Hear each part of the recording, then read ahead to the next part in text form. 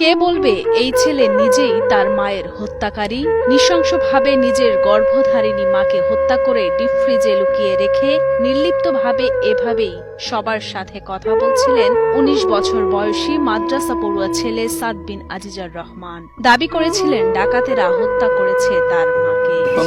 এই বাসা ওই বাসা উপরে সব জায়গায় খুঁজে যখন পাইনি, আমার কি যেন মনে হলো আমি ফ্রিজটা উঠেছিলাম। ফ্রিজ উঠানোর পরে দেখতেছি মা নিজের মুখ বাঁধা, হাত পিছনে বেঁধে রাখছিল, মুখও বাঁধা ছিল, গলায় হালকা প্রেশার মতো ছিল।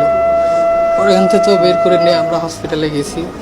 তারপর হসপিটালে যে আমাদের আসছিল যে উনি মারা যান নাই, আছে যে করছে আল্লাহ আছে বিচার দিব। আর আমাদের আল্লাহ যেন শহীদ মর্যাদা দান করেন, মাকে জান্নাত নসিব করেন। যারা করেছে তাদের শনাক্ত করে আইনের আওতায় আনা হোক। অথচ ঘটনার একদিন যেতেই র্যাবের জিজ্ঞাসাবাদে বেরিয়ে এলো লোমহর্ষক তথ্য। মায়ের হত্যাকারীদের খুঁজে বের করার দাবি করা ছেলে নিজ হাতেই খুন করেছে তার মাকে।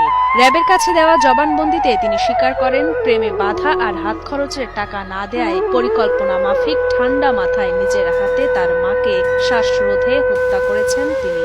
এমনকি মাকে হত্যার পর বিষয়টি ধামাচাপা দিতে লাশ ফ্রিজে লুকিয়ে রেখে কুড়াল দিয়ে স্টিলের আলমারিতে কয়েকটি আঘাত এবং জিনিসপত্র ছড়িয়ে ছিটিয়ে রেখে তা প্রচার করেন ডাকাতি বলে।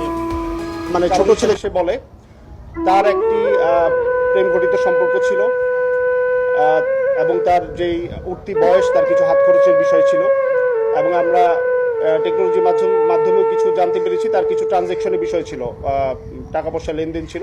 আমরা ধারণা করতেছি এটা হয়তো অনলাইন টুকটাক জুয়া খেলতে পারে।